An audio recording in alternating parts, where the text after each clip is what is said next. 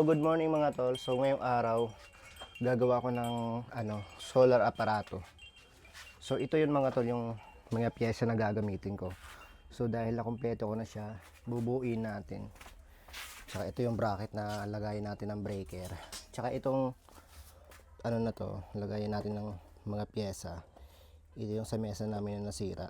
So, para hindi masayang magamit, ito na yung gagamitin ko. Para hindi na ako bumili ng bago. So ito yung mga wire sa battery. Tsaka ito yung wire din sa solar. Tsaka ito yung solar panel natin mga tol. So nagpahiram pa ako ng yung bala nitong grinder na pamputol sa bakal. Kailangan natin putulin to mga tol para magkasya to.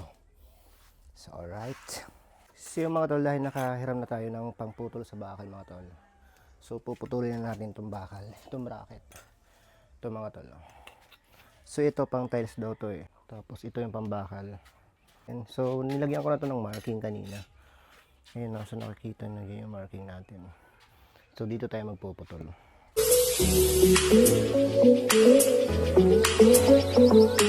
So ito mga tol, na putol na natin. So naputol na natin yung bracket na lagayin natin ng breaker.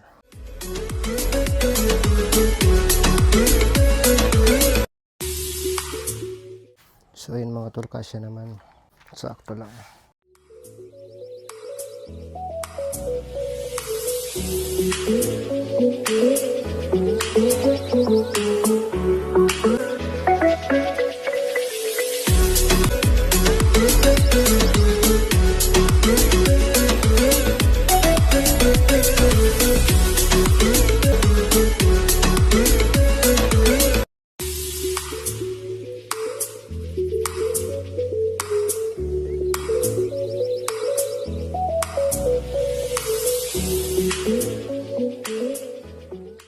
So yung mga tol, ay kabit na natin yung mga pyesa natin dito sa aparato ng solar solar setup. So yung mga tol, ito na yung natin.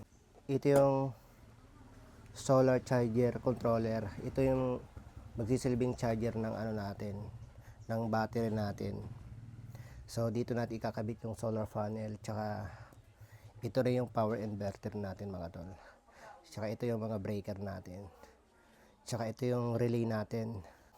Plano ko dito mga tol, tatanggalin ko to kasi parang napakapangit naman, bilog na bilog. So tatabasan natin ito dito. So magmamarking tayo dito ng roller, tsaka puputulin natin, hatiin natin yan, kabilaan mga tol. So aanuhin muna natin ng lapis para pantay naman yung pagkaputol natin dito. So alright.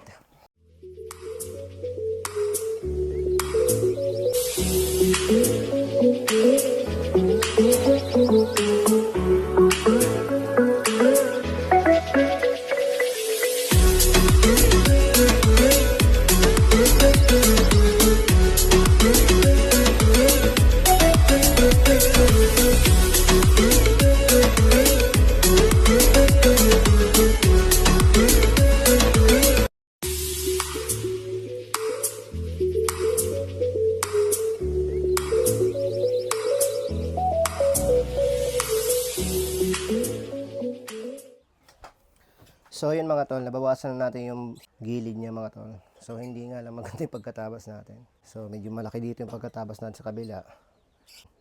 So okay lang yung mga tol kasi beginner pa lang naman tayo, hindi naman tayo professional. Sa totoo lang kasi mga tol, ngayon lang ako gumawa nito. Ngayon lang ako gumamit ng grinder. Kaya yan, hindi pa tayo kagalingan.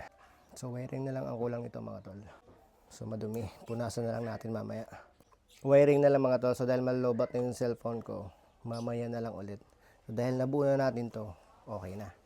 Wala nang problema. Wiring na lang problema natin. So yung mga ibang tornilyo, lumagpas siya. Kasi mahaba at medyo manipis tong gamit nating kahoy. Bali, bubutasan natin to dito. Tsaka dito. Dito para ikabit natin sa pader. So alright mga tol, tapos na yung natin, solar aparato natin mga tol. Wiring na lang kulang nito mga tol. So bali, sa susunod na lang natin gagawin yung wiring kasi medyo malulobot na rin yung cellphone ko. Inabot na tayo ng 20%, so hindi nakakayanin yan. Nag-video pa tayo ng tutorial ng wiring nito mga tol. So bali nakalimutan ko yung outlet nito mga tol, yung saksakan. So ito nabawasan ko na. wala na tayong pagmaglalagay. So, gawa na natin ng paraan mamaya ay sa susunod. Dahil wala pa naman akong pyesa na yung saksakan natin dito. Yung, na ilalagay. So, wala pa naman ako, kaya sunod na lang natin gawin yun. So, ang mahalaga na ikabit na natin itong mga tol. Ayan, so abangan nyo na lang yung susunod kong gagawin dito.